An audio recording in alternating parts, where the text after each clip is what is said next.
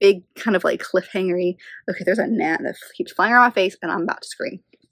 Hello everybody, my name is Kelsey and we're about to get very, very nerdy with a ridiculously large book haul.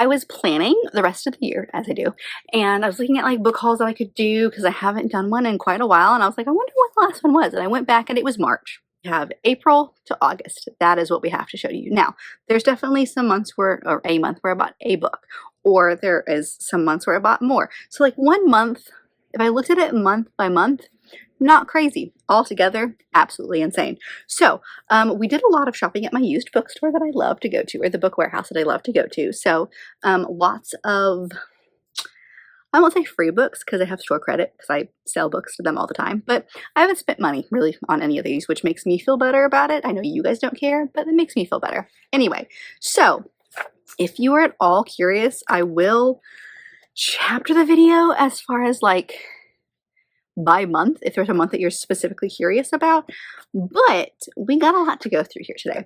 So I don't know what the final count's going to be, but it's going to be ridiculous, and I'm sure I'm forgetting some just because like I do keep track, but like I'm sure things have slipped through the cracks. So I don't know, it's been a while. Let's haul some books.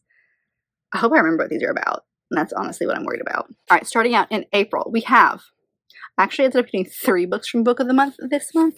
I don't really know what happened there, but okay, some of these you will have seen before, so these aren't a surprise. But the first one is Heartless Hunter by Kristen Cicerelli. This is the first book in her Crimson Moth series. I ended up reading this one earlier this year and really, really loved it. Like, I'm obsessed with the series. It follows our main 2 characters, Rune and Gideon. Rune is a witch, and it takes place in this world where like obviously witches are bad, and so she's kind of kept her identity of being a witch very secret. One thing about the magic system that I think is kind of interesting is it is a blood magic system, so trigger warnings for like self-harm, because in order to use magic they have to like nick their skin to get their blood. So what our main character does, instead of doing that, because it's very easy to tell if you're a witch because you'll have scars on you, is that she uses the blood from her period instead of fresh blood, which kind of makes her spells not very strong, but it works enough. And so then you have her, and then her best friend's brother, Gideon, is kind of like the head of the guard. And there's this character called the Crimson Moth who has kind of been like getting in and like releasing witches and bringing them to freedom and safety. And so he is determined to figure out who the Crimson Moth is. Surprise, it's Rune. So you have the 2 of them. She's trying to get something from him. He's trying to figure out if she's the Crimson Moth. And they flirt with each other, hoping to make the other, like seduce the other one into liking them, and then feelings get real. So I loved it. Witch Hunter, if you're like a serpent and dove type story, this one, it's better in my opinion, but I loved that one. So I got that one, and then I picked up The Husband. This is by Holly Gramazzo. This is such an interesting kind of story. I don't even know what to like call it because it's kind of like magical realism. We follow our main character, Lauren, who returns home to her flat in London one night, and she's greeted by the door by her husband, Michael. There's only one problem: she doesn't have a husband. And so every night, or every so often, her husband goes up into the attic and comes down as a new person. And so it's her with all of these people who were her husbands. And I think it's like an exploration of like what she wants out of life. I don't even know how to explain it. There's just something about this plot that is interesting to me. So bizarre plot.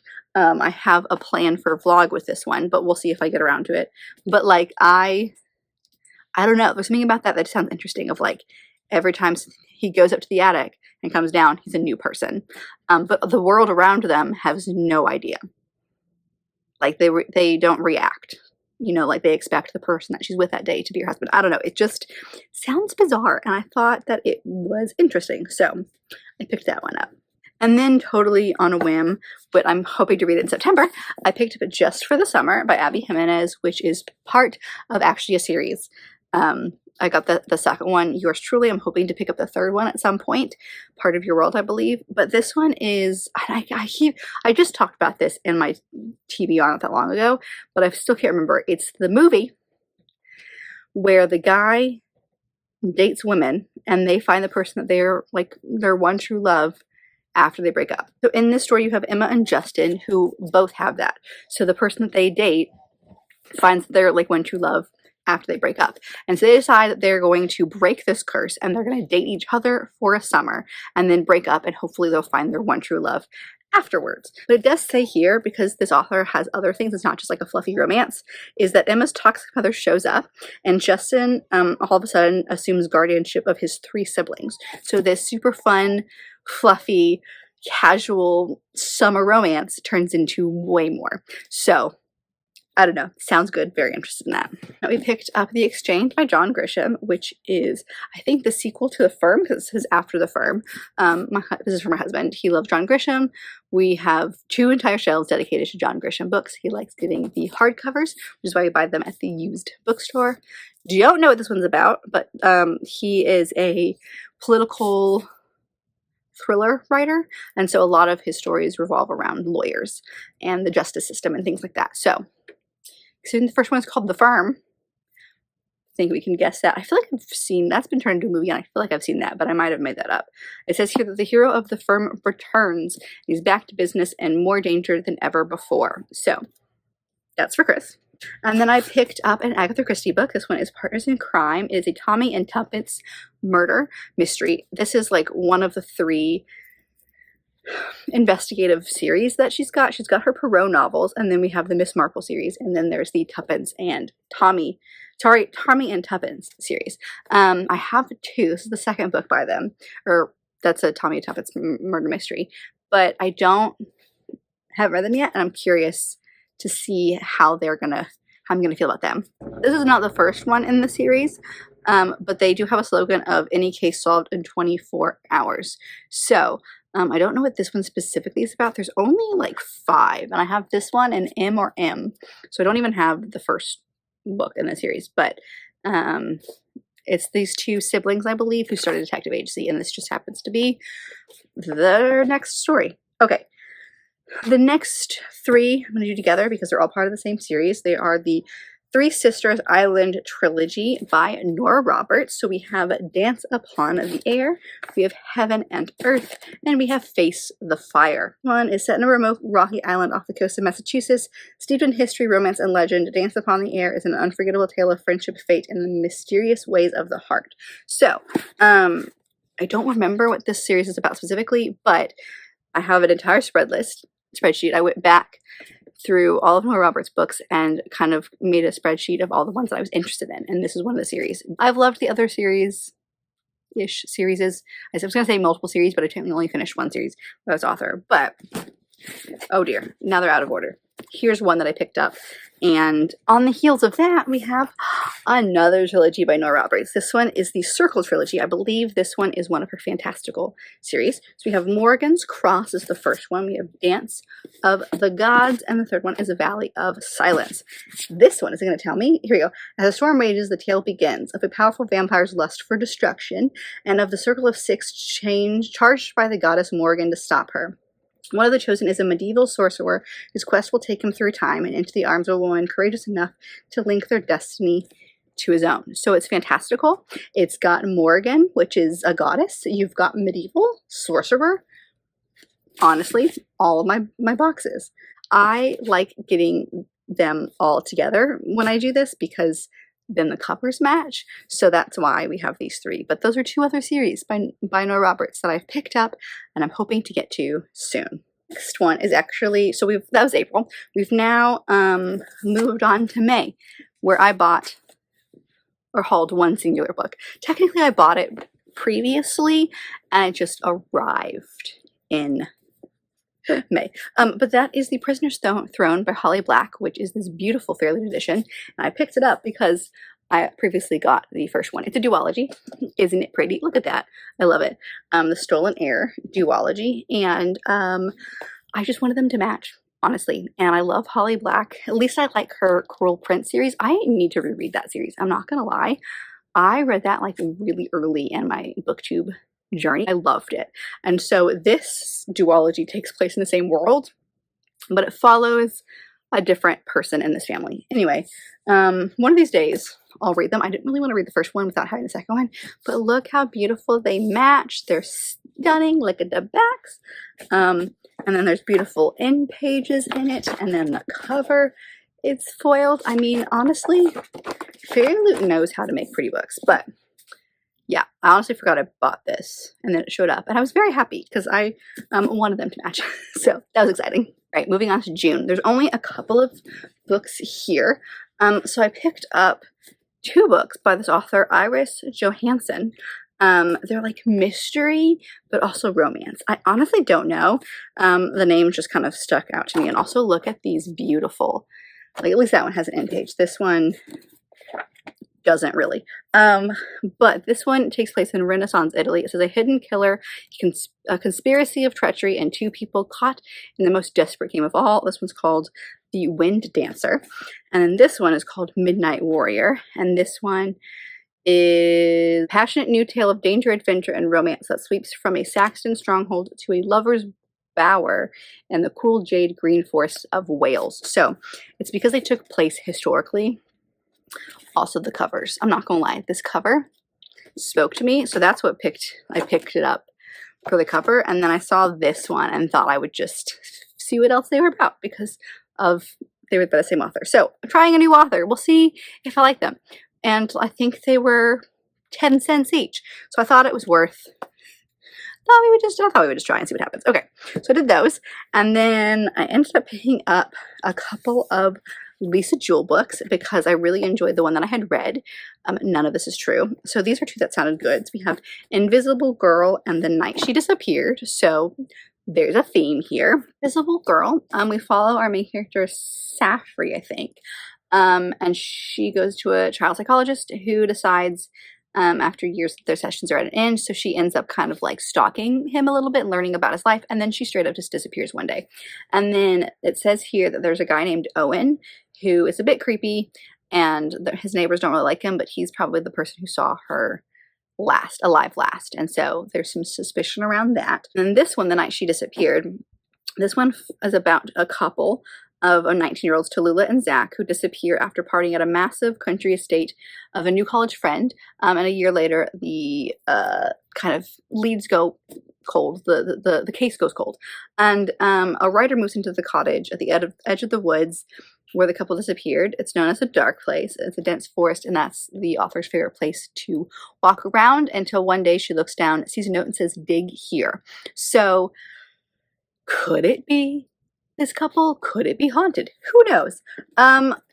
These out of all the Lisa Jewell books that were at my used bookstore, these are the 2 that I sounded the most interesting to me. They're definitely a different vibe from the one that I read previously, but I really like her writing, and so in that one, so I want to see these are definitely way more thrillery than that one was, I think, but I wanted to see what the vibe was with that. Moving on to July, we have my Book of the Month books, because I got 2 this month. One of them was One Perfect Couple by Ruth Ware, which you guys have seen me talk about. I talked about it in my Mid-Year Freakout tag.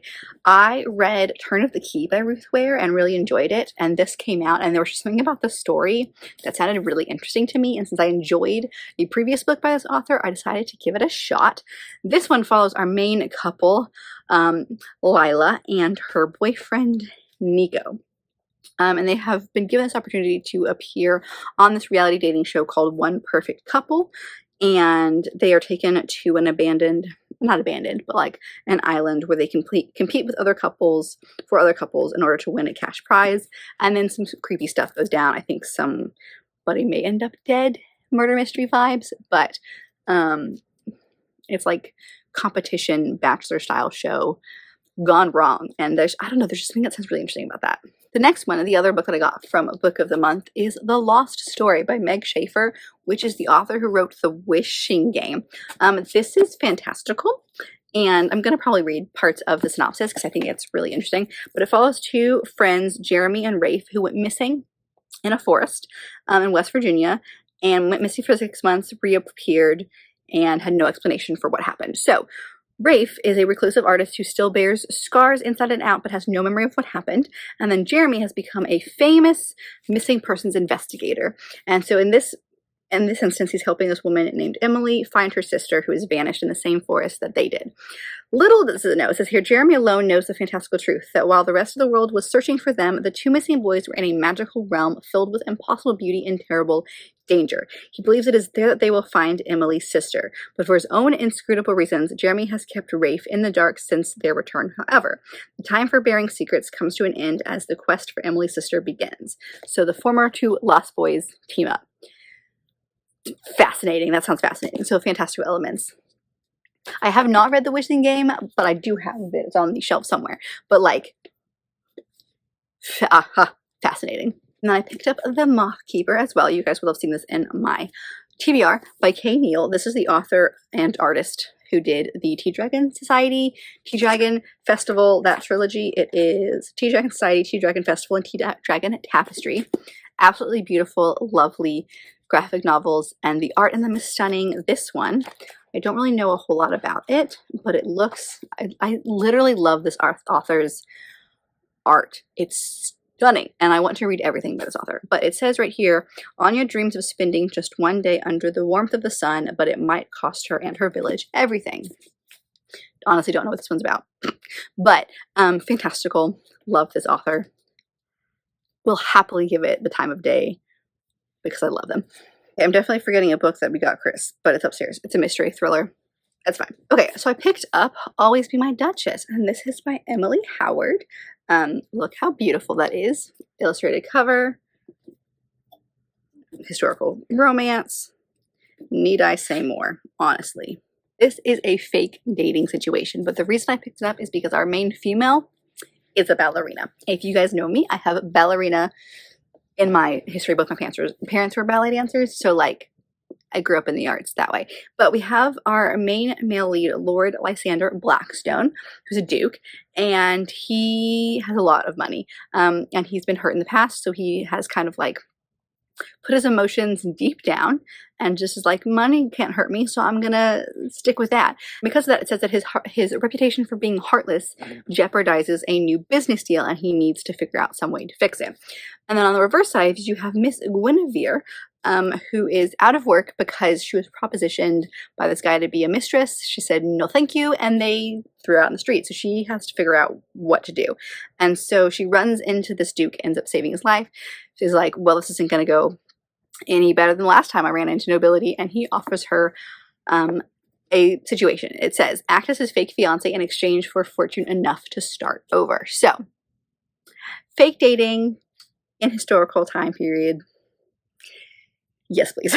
Also ballerinas. Like, just add all three of those together and it makes me very excited.